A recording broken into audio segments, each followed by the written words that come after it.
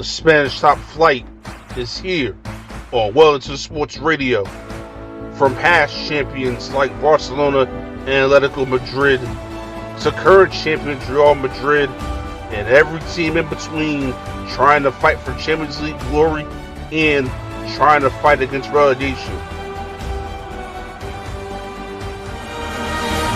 It's La Liga right here on Wellington Sports Radio.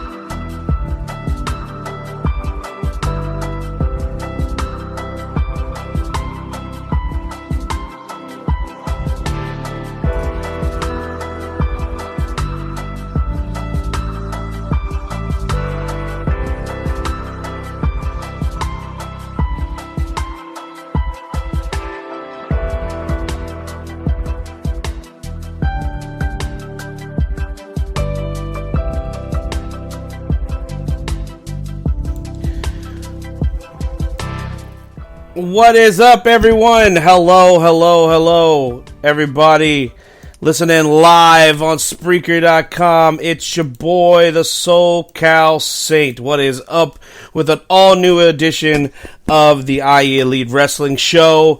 This is the IE Elite Wrestling Show, your direct feed for all that is professional wrestling on the only network that is your direct feed for all that is sports, IE Sports Radio. What is going on, everyone? Happy Tuesday to everybody. If you can hear me now, whoo, I can breathe. I sound like I'm not super congested. The cold, I got over that shit real quick. Thanks if anyone was wondering. Probably not. It's just a cold, you know. But anyway, I appreciate the kind thoughts, everyone.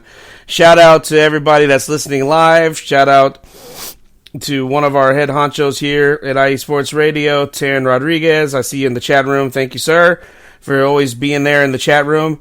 Shout out to Larry B. I know he's not listening live, or he might be. I don't know. He probably is at work. Who knows? But he's one of my oldest friends, dearest friends, and he's one of my good buddies that got me into this. So I just want to give him a quick shout out and show some love as well. We got a lot to talk about today. We got a little bit of things here to talk about. I'm going to be talking about AEW for a little bit because AEW actually has a big pay-per-view event coming this Sunday live on pay-per-view. And if you don't have a way of ordering it on pay-per-view, you could order the pay-per-view on Fight TV. The Fight TV app is also one of the many ways to purchase the pay-per-view. I think that's only international if you're listening internationally. Locally, I think you can also order it through BleacherReport.com, if I'm not mistaken. That's another one that you could also, another venue that you could travel to order AEW Revolution, which is live this coming Sunday. But more on that here shortly. Also, the card for WrestleMania is developing. We are only 30 now. Yesterday was 33. Now we are 32 days away from, no, wait a minute. That's actually wrong.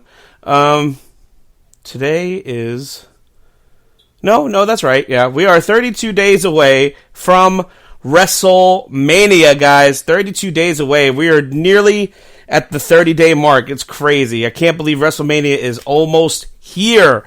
WrestleMania's nights 1 and 2, of course, are going to be coming to you live April 1st, Saturday, April 1st, and Sunday, April 2nd from the SoFi Stadium in Los Angeles, California.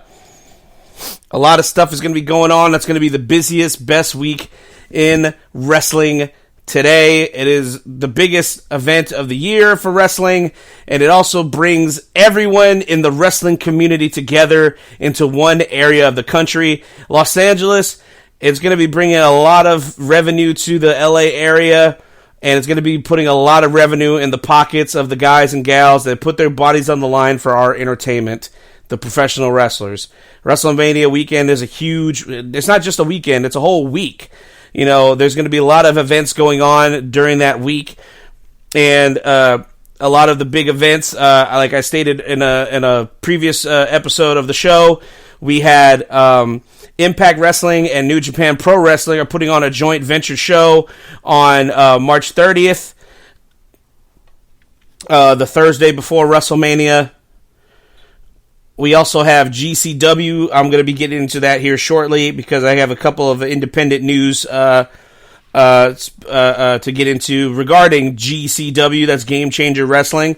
And this is one of the first articles. This was I found this out when I was going through my little dirt sheet research for the week. Excuse me. From Pro Wrestling Guru, he posted 2 of the newest inductees to the Indie Wrestling Hall of Fame. That's right, the Indie Wrestling Hall of Fame. I didn't even know this was a thing, so I can't believe I'm out of the loop. As big of a wrestling fan as I am, I did not even know this even existed, but it sure does, and Game Changer Wrestling seems to be the one that is facilitating this Hall of Fame. So GCW will be presenting the Indie Wrestling Hall of Fame Sunday, April 2nd. It's going to be live at the Millennium Biltmore Hotel at noon Pacific Standard Time in Los Angeles, California, and it's actually going to be live during WrestleCon. It's actually a part of WrestleCon, which is the wrestling convention that always takes place during WrestleMania weekend. Excuse me. Oh, I do apologize, guys. Even though I am better, I'm still fighting this damn cough. Every time I get a cold, the cough always seems to be the one thing that lingers. And I'm getting a little overexcited because I'm so excited every time I get to talk about wrestling. And that's what's causing me to cough. So I apologize. I apologize for your ears having to hear that. I know it's gross. I don't like it when people cough and sneeze in my ear. So if you just bear with me, I promise you this is going to be a good show. Anyway, yes, it's going to be during WrestleCon. It's actually going to be broadcast. If you want to see the actual ceremony itself, it will be broadcasted live on Fight TV. You'll be able to watch it. I'm not really sure what the price is. If I get more information on that, I will get that info to you. But the 2 inductees that have since been named for the Indie Wrestling class of 2023 Hall of Fame will be 2 mainstays, actually, of the Southern California wrestling scene, which I think is very, very appropriate. I know my old co-host, the lovely, I always referred to her as the First Lady of IE Sports Wrestling because before any others, she was with us. She was on the show with me. She was my co-host, Felicia, and she always used to go by the Felicia Says. That's her Twitter handle. If you want to follow her on Twitter, you can follow me at SoulCalSaint. Just plug. Anyway, she knows. She was. I wish I could have got her on the show to talk about this a little bit because she used to go to a lot of indie shows like Pro Wrestling Guerrilla, PWG. And a lot of stuff that was in the SoCal area. And I know that she has met these 2 individuals that are named for this year's class of the Indie Wrestling Hall of Fame. And I'm sure she's excited to know, if she's listening, that these people are actually going into the Indie Wrestling Hall of Fame this year. That is going to be Cheerleader Melissa. Yes, Cheerleader Melissa. That was her character. She actually wrestled in Impact Wrestling, aka TNA Wrestling, for a time, but she was under a hijab, basically covering her entire face. She was the I forgot what her name was. This is such it escapes me because it didn't really last long. But she was the manager, the voice of Awesome Kong for a time in Impact Wrestling. But her character was of a Middle Eastern woman, and so she wore the full outfit, hijab, covering her face and everything. So all you really saw was her eyes. You didn't really ever see her full face. But I knew that it was Cheerleader Melissa under the facade. So Cheerleader Melissa is a huge legend when it comes to indie wrestling, especially female indie wrestling in the Southern California area. She actually trained and wrestled a lot of shows at UPW. I don't even know if UPW is even around anymore, but I remember UPW being like the big indie wrestling scene for the SoCal area back in my day. Back in the day, God, I'm dating myself. It doesn't even seem that long ago, but damn, it's 2023, and this is like early 2000s, late 90s, early 2000s, because I was in middle school at the time when I started actually first going to WWE live events in Anaheim at the formerly known as the Arrowhead Pond of Anaheim. That's yes, kids. It used to be known as the Arrowhead Pond at one time. Not the Honda Center. I don't even know it's still the Honda Center. It's probably something else now. Shit, I don't even know. Sorry. Anyway, I'm sidetracking. Whenever me and my dad would go to these shows at the pond, they would have these wrestlers standing outside handing out flyers for local wrestling in the Anaheim, LA area, and that was UPW wrestlers, and Cheerleader Melissa would be out there. You would see now famous to us wrestling fans, but back then he wasn't so famous, Samoa Joe, yes, the current Ring of Honor TV and AEW TNT champion, would be handing out flyers. And not only that, I saw a very, very early in his wrestling career, drum roll please, John Cena. That is right. I saw and met John Cena when he was known as the Prototype. He was this huge, hulking dude. I mean, John Cena was fucking massive, okay? I mean, he's always been a huge, bulked up guy, but I remember, 13, 14-year-old me standing next to this fucking monster of a man, and I was like, who the fuck is that guy? You know what I mean? Like, I was in my head, that's all I was thinking, and my dad and me would pass by him, and he handed me a flyer, and, told us to come check out the show, and this is Cena. I mean, you can even look up old pictures on Google. Just type in John Cena, the Prototype, and you'll see I'm telling the truth. He was bulky. His hair was like bleach blonde and real spiky, but the rest of it was only the top. The rest of his head was completely shaved bald, like around it. Like, so he just had the very top of his head, spiky haired and blonde. But yeah, it was John Cena, because I remember whenever he debuted on SmackDown just a couple years later on, I think it was April or May of 2002, during the Ruthless Aggression era, he came out, and me and my dad were watching SmackDown, and me and my dad both looked at each other at the same time. We're just like, oh, hey, that's that guy. That's that guy from, that was handing out flyers. And who would have thought that that guy who was handing out flyers for an indie wrestling show would be like the biggest fucking wrestling star of the millennium, of this new millennium of wrestling? You know what I mean? Like, you never know, guys. You never know. That's what you never know. But anyway, like I said, but I went off on another tangent there. I do apologize. But yeah, Cheerleader Melissa was always there too. I remember seeing her, because as soon as I saw her picture, I was like, I recognize her.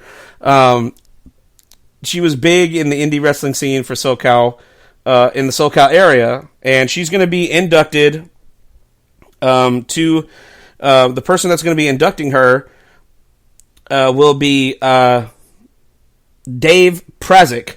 I am not exactly sure who Dave Prazik is.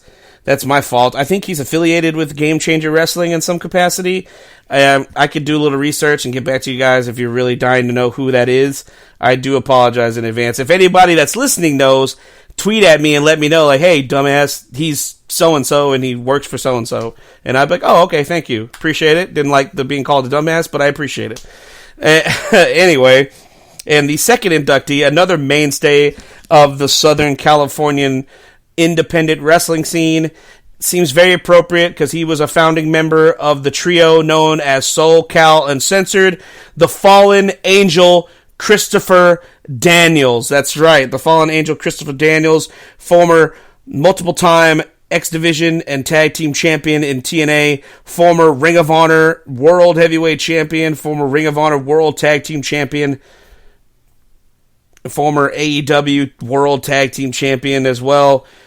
The Fallen Angel Christopher Daniels, who is currently an employee of All Elite Wrestling. He is the talent relations, president of talent relations for AEW. Christopher Daniels is more than deserving of any Hall of Fame spot. So I'm very happy to hear that Christopher Daniels is getting some love, and he is going to be inducted into the Indie Wrestling Hall of Fame. And not only that, the person that will be inducting him is his former Tag Team Championship partner in SoCal Uncensored, the future Frankie Kazarian, another Southern Californian mainstay on the independent scene as well, and another UPW alumnus as well. The future Frankie Kazarian will be inducting his good friend, the Fallen Angel Christopher Daniels, on Sunday, April 2nd at noon at the Millennium Biltmore Hotel. So if you can't be there in person to see this happen, guys, just go ahead and check it out on Fight, where it will be streaming live. If I get more information on the indie wrestling, like price-wise, and as soon as the stream starts, I will be presenting that here in the coming weeks. And speaking of Fight, and a part of GCW, two matches have been announced so far for the big Josh Barnett's Bloodsport 9 event that's going to be taking place on March 30th. That is Thursday, March 30th. It's going to be live on Fight, and it's going to be live at the Ukrainian Cultural Center in Los Angeles, California,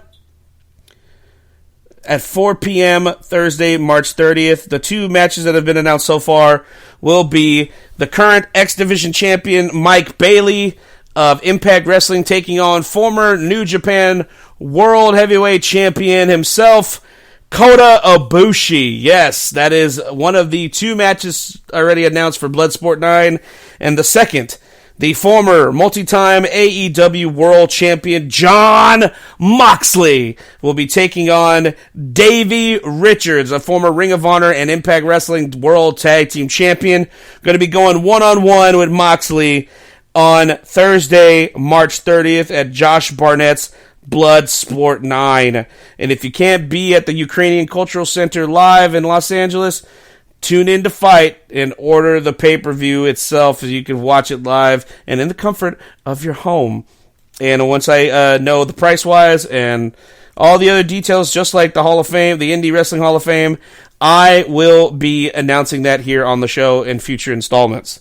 So do not fret, my friends. When I know, you will know. Anyway, and speaking of Hall of Fame, since we're on the topic, sort of still, WWE has yet to announce any Hall of Fame inductees this year. I don't even know if they're even going to have the Hall of Fame. I know the Hall of Fame is technically scheduled to happen after the SmackDown before WrestleMania Night 1, which will be Friday, March 31st, just like it was last year here in Dallas. So, but the rumor going around is I'm hoping that we start hearing some announcements, hopefully by SmackDown this Friday, that we start announcing some inductees. But the rumor going around is, take it with a grain of salt, but the rumor floating around the internet is that the headliner for this year's Hall of Fame ceremony is Drax the Destroyer himself, the multiple-time World Heavyweight Champion, the Animal Batista! That's right, Dave Batista will be taking his rightful place in the hallowed halls of the WWE Hall of Fame. If the rumor is true, He is more than deserving of his spot in the Hall of Fame. Batista became a huge star at WrestleMania 21, which also took place at the Staples Center in Los Angeles, California. It was the first time WrestleMania went Hollywood, and now it would behoove WWE to have things come full circle at WrestleMania Goes Hollywood, this year's WrestleMania, the weekend of WrestleMania, for Batista to take his rightful place and just put an exclamation point on an already stellar career with a Hall of Fame induction. So I'm hoping that this rumor is true, and we are going to see Batista in the Hall of Fame this year. So stay tuned, guys. Hopefully WWE starts announcing some Hall of Fame inductees for this year, because usually we would already know this by the second pay-per-view on the road to WrestleMania, but they haven't announced not one. It's like Triple H either forgot or they haven't, or maybe they're just not doing it. I just don't know, but we'll find out, guys, soon enough. Let's take a short little break here, and we'll hear from one of our many affiliates on the IE Sports Radio Network. And when we come back, we're going to go over the upcoming pay-per-view this Sunday, AEW Revolution. Stay tuned, guys. We'll be right back.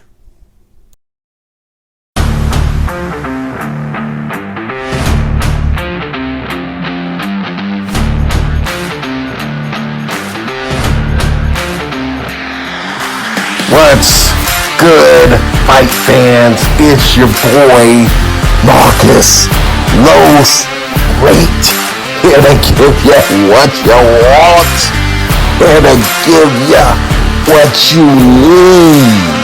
Yeah, man. Yeah. I'm coming to you live, straight from your mama's basement with a crispy, awesome white tea. We are coming to you live every Tuesday at 10 p.m. Eastern Standard Time. Powered by IE Sports Radio, your direct feed for all that is sports.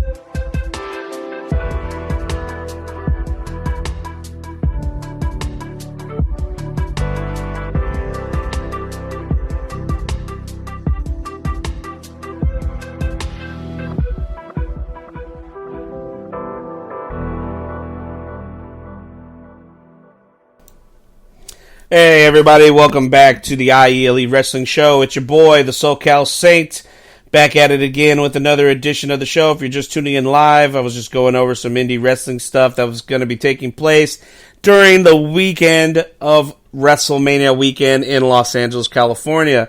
Thanks for tuning in, guys. This is your direct feed for all that is professional wrestling on the only network that is your direct feed for all that is sports, IE Sports Radio. And now we're going to go over this coming Sunday. We have a big pay-per-view. It's AEW's first pay-per-view since, I believe, All Out back in September? Or was it October? Can't really remember. I think it was October. But yeah, so they always do quarterly pay-per-views. AEW does it a lot differently than what WWE does. They don't do the monthly pay-per-views. They always do quarterly pay-per-views. So this is going to be the 4th annual AEW Revolution event, and it's going to be coming to you live at the Chase Center in San Francisco, California. It's going to be AEW's first pay-per-view ever to be held in the state of California. And this will also be the first AEW pay-per-view to be broadcast on ESPN in Australia, New Zealand, and the Pacific Islands. That's right. AEW recently signed a deal with ESPN International to service those countries, and this is going to be the first event that they'll get to view with the new deal in place. And it's going to be coming to you live this Sunday, March 5th, from the Chase Center in San Francisco, California. And we got a lot of matches already announced here. we're going to start off with, this is a big one. I'm actually looking forward to this one. This should actually be a very good match. It's going to be a 6-man tag team match for the AEW World Trios Championship. That's right, the World Trios title. It's going to be the Elite. The Elite. The Elite. Say it again. The Elite. The Elite. That's just too sweet. That's right. That's Kenny Omega, Nick and Matt, the Jacksons, the Young Bucks, the Elite. Going to be defending their titles against the House of Black. Malachi Black, Brody King, and Buddy Matthews. This should be a hell of a match. Malachi Black really hasn't been doing much in AEW, which is unfortunate because he's so talented. And I thought that him going to AEW was going to be for the best. But like a lot of former WWE talents that head over to AEW, the grass isn't always greener. But now they're finally using him and the rest of his stable, the House of Black, Brody King, former Ring of Honor World Tag Team Champion, and Buddy Matthews, formerly known as Buddy Murphy in WWE, former Cruiserweight NXT Tag Team Champion and Raw Tag Team Champion with Seth freaking Rollins. And I feel like he's been underutilized as well since coming into the company. So finally we'll get to see these 6 guys tear it up in what should be a show-stealing match on the card at Revolution. A 3-way match for the AEW Women's World Championship. I'm very confused about this. I really don't think that she should be in a title match already because the ring rust, I'm sorry, sweetie, it hasn't rubbed off yet. You need a lot of work still. You've been out of the ring far too long, and I know your bone isn't so great. I'm going off on a rant now, guys. Excuse me. Because whenever somebody points out how fucking shitty you are in the ring, you just get super defensive and start blocking people because you can't take criticism. The criticism is you need some fucking work. So how about listening to the criticism instead of just deflecting? And yes, I'm talking about the formerly known as Paige in the WWE, known now by her real name of Saraya.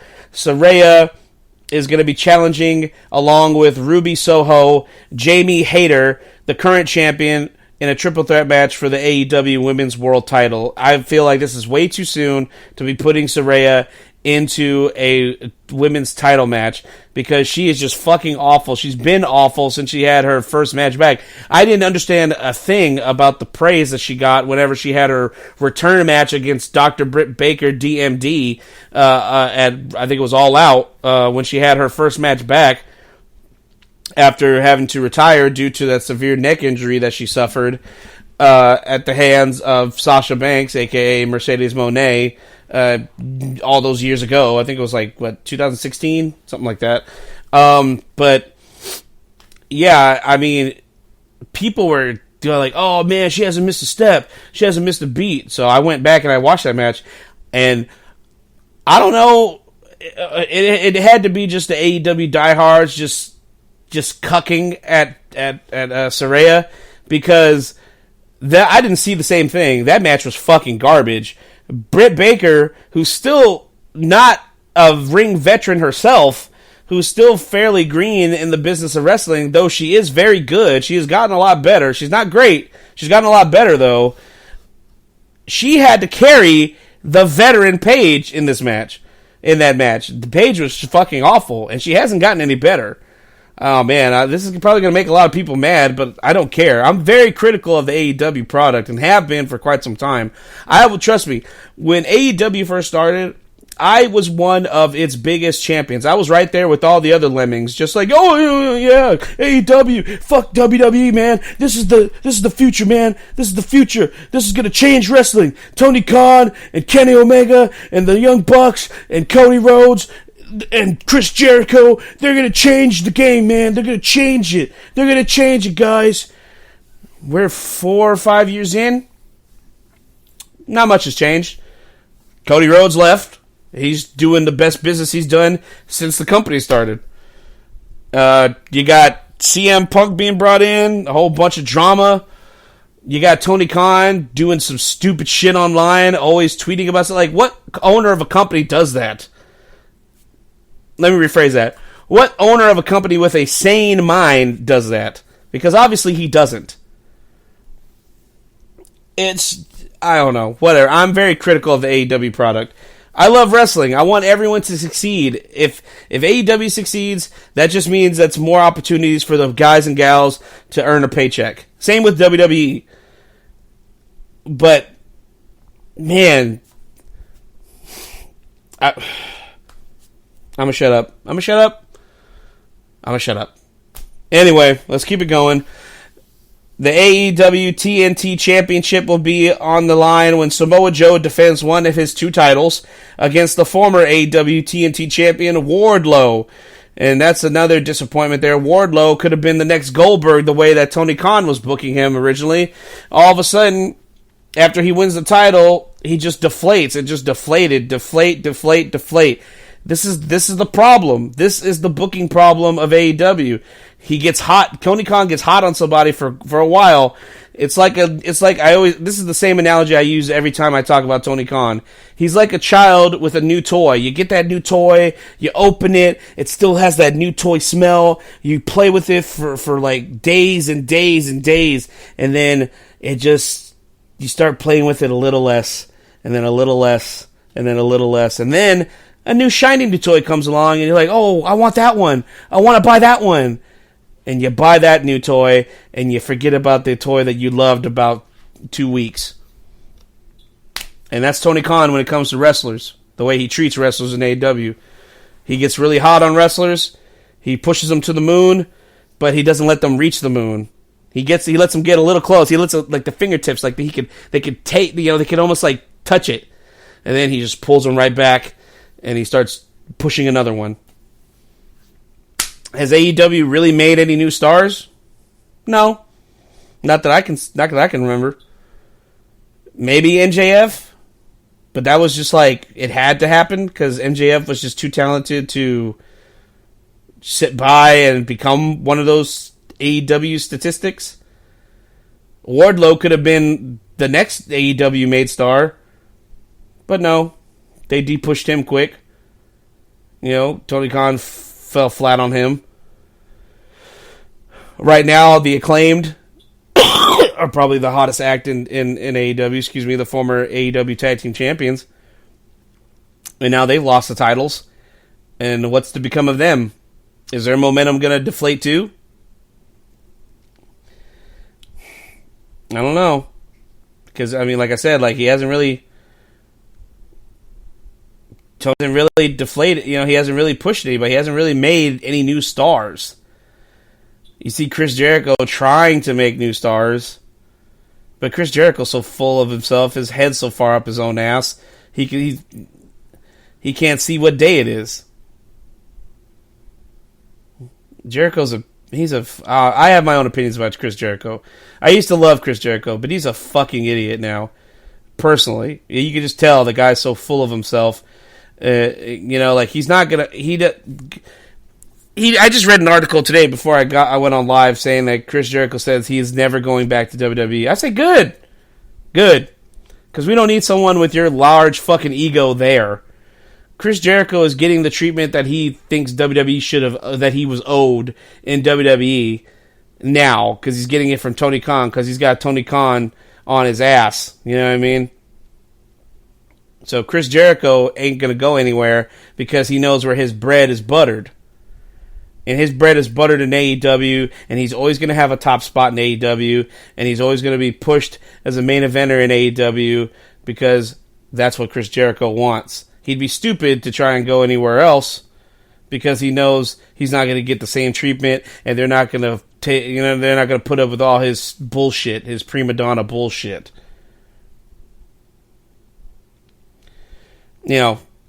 That's one reason why I don't like Jericho. Another reason is, because his wife is an insurrectionist. January 6th, she was there. Chris Jericho's wife was there. Oh, God, that cough, man. I just can't get rid of it. Anyway, moving on. Jon Moxley will go one-on-one with Hangman Adam Page in a Texas death match. A Texas death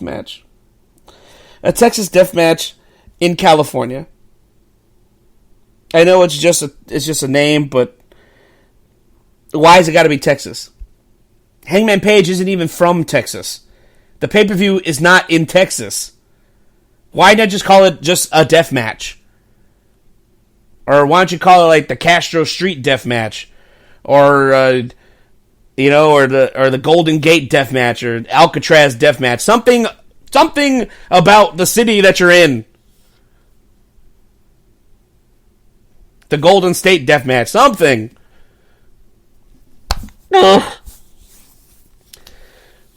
Should be a good match, though, right? Yeah. And we got a 4-way tag team match for the AEW World Tag Team Championship.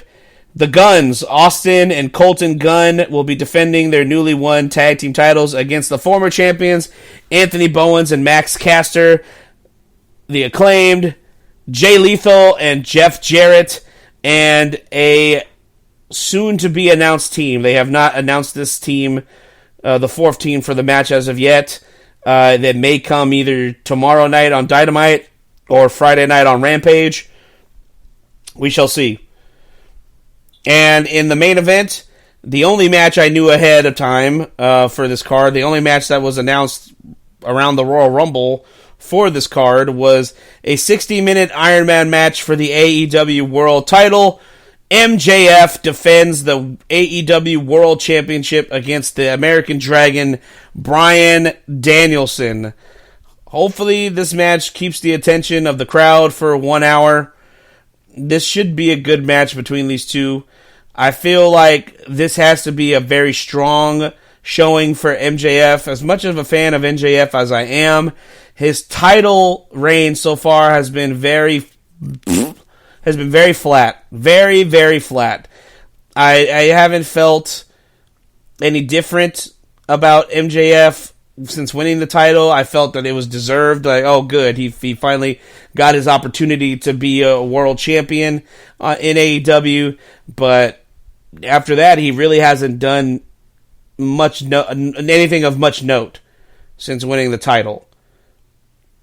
And I really feel like him and Danielson have to pull out a banger, which is really hard. And I hate saying that. It's really hard for that to be a banger in a setting of 60 minutes, of 1 hour.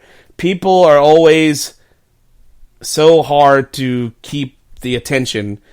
And so, you know what I mean? Like, it's in wrestling, you know, and people sitting there live, are they going to be able to stand at attention and watch this match without any, without being distracted by their cell phones or something going on in the crowd or what? Can they hold their attention?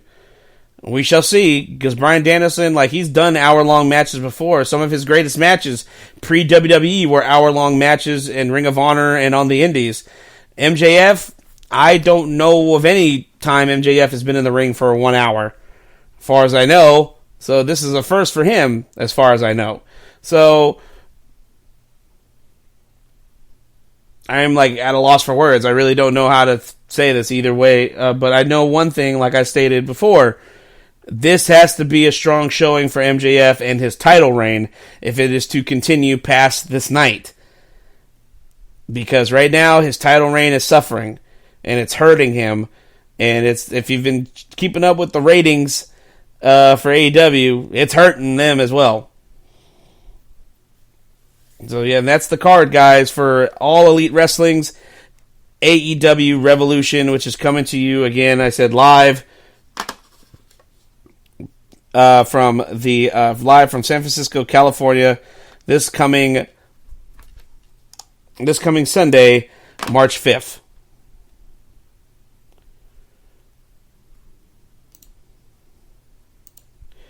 Let's take another short little break, guys, and we'll get into what is now shaping up to be the card for WrestleMania's Nights 1 and 2. We'll be back, guys.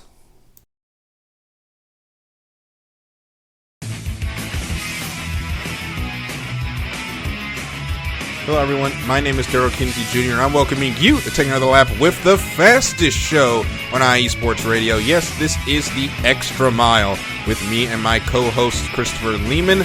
and Michael Ward. We talk everything racing from NASCAR to IndyCar to Formula One to limited hydroplanes, endurance racing, the NHRA, and more. So come join us for an hour of great racing talk and a lot of fun as well on the Extra Mile, Thursdays at 8 p.m. only on IE Sports Radio, your direct feed for all that is sports.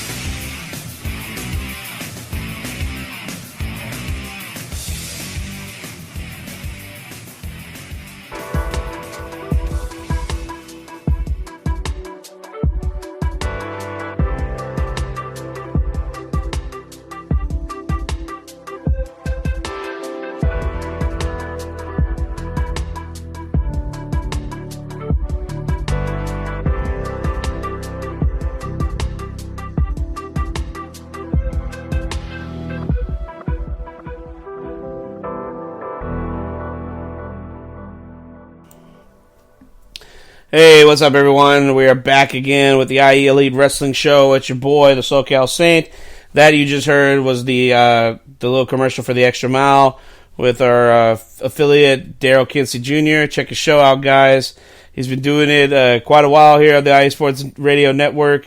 He's one of the mainstays here. He puts on a great show every week. Tune in, guys. You will not be disappointed, especially if you're a fan of NASCAR and other racing sports within the sport of racing. Sorry, that came out weird. I didn't mean it to come out like that, but just check it out. If you're a fan of racing, you'll like his show for sure. So we just went over AEW Revolution. I feel like right now all I really did, I didn't really go over the pay-per-view. I just kind of just shit on AEW for like 10, 15 minutes. But it's just been a lot of just like, it's just really hard to be an AEW fan, and there was a time where it was like really hard to be a WWE fan. They all go through their down periods. I just didn't think AEW would hit their down period so soon into their creation, but it's there now. So, I wonder if the whole CM Punk controversy has anything to do with it. Possibly. I mean, that definitely put a big black eye on the company as far as their image, for everybody on the outside looking in. So, all they can do is persevere and see what they can do to change things up. Like I said, I want them to succeed, because if they succeed, WWE is succeeding. Everybody gets to sit at the table and everybody gets to eat. You know what I mean? Well, as of last night, the WrestleMania card is starting to shape up a lot more clearly now. Raw had a pretty decent show last night. Big on the end of the show. If you did not catch it, the main event was the WWE Women's Tag Team titles. Damage Control, Dakota Kai, and Io Sky, with Bayley in their corner, defending the titles against the man, Becky Lynch, and WWE Hall of Famer, Lita. And it was a great match. Becky Lynch played, she was playing the seller. She was getting beat up, and then, for most of the match until she finally got the hot tag on Lita, but not before the famous tunes of Little Kim playing through the arena for WWE Hall of Famer, multiple-time women's champion herself, Trish Stratus, showed up out of nowhere looking like a goddess. Just a beautiful goddess, like Wonder Woman herself. Here comes Trish Stratus running down the ramp, taking out Bayley, and helping her friend Lita and Becky Lynch become the new WWE Women's Tag Team titles. How crazy is that? Lita is holding a championship in the year 2023. Wow. You know what I mean? And her first tag team title ever. So Lita and Becky Lynch now are going to be headed into the WrestleMania pay-per-view. I don't know who they'll be facing, but they are now heading into WrestleMania with some gold around their waist. The new women's tag team champions, and for Becky Lynch, she has become a Grand Slam champion on the main roster, winning both the SmackDown and Raw women's titles, and now her first reign as WWE Women's Tag Team Champion. And that puts it all four former horsewomen of the WWE, which were known as Sasha Banks, Bayley, Charlotte Flair, and Becky Lynch, have all held the WWE Women's Tag Team Championships at one time or another. Of course, Bayley and Sasha Banks were champions together. Charlotte was a champion at a short time with Asuka, and now Becky Lynch is in her first reign with Lita. And not only that, I wanted to bring attention to this. If anybody didn't see it, if you can look for it online, if you can find it on Twitter, find it on YouTube. Cody Rhodes, the American Nightmare, the man who is heading to the biggest match of his entire career on Sunday, April 2nd, because I'm pretty sure he's going to be main eventing the second night of WrestleMania for this huge match. He did something so great that just put a smile across my face and just really warmed my heart. It shows you guys that this guy is the fucking real deal. He's the real deal.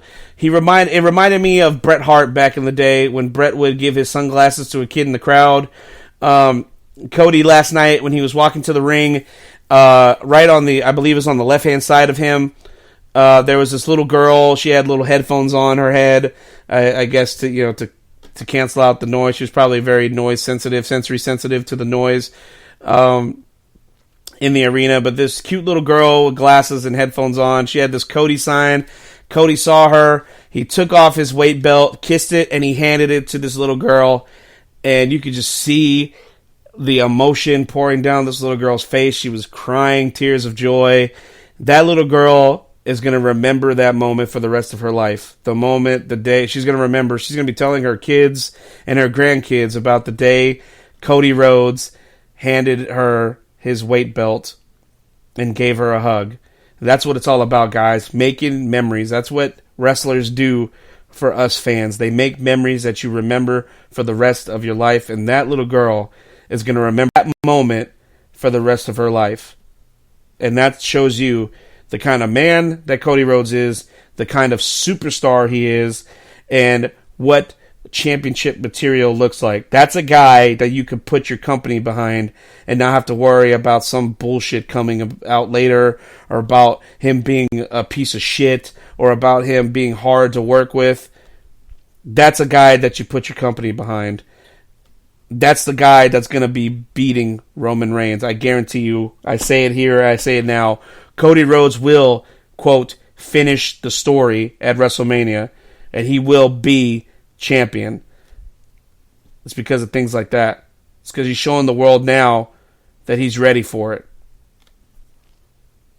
That just made my night last night, for real. That if you haven't seen that, you need to check it out, because it was such a special moment, especially for that family and that little girl. But anyway, the WrestleMania card now, this is what it's shaping up to be. This is what we have so far for guaranteed matches. Right now we have 4 guaranteed matches on the card.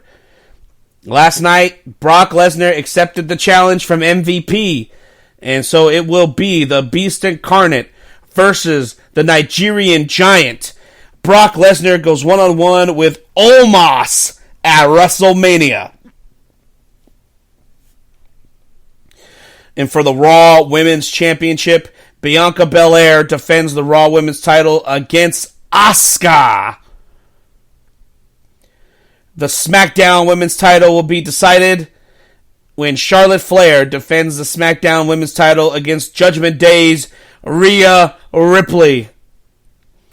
And in the main event, of course, I'm pretty sure this will main event night 2, Sunday, April 2nd, for the undisputed WWE Universal Championship. Roman Reigns, the head of the table, the Tribal Chief, will be defending the title against the American Nightmare, Cody Rhodes. That's right.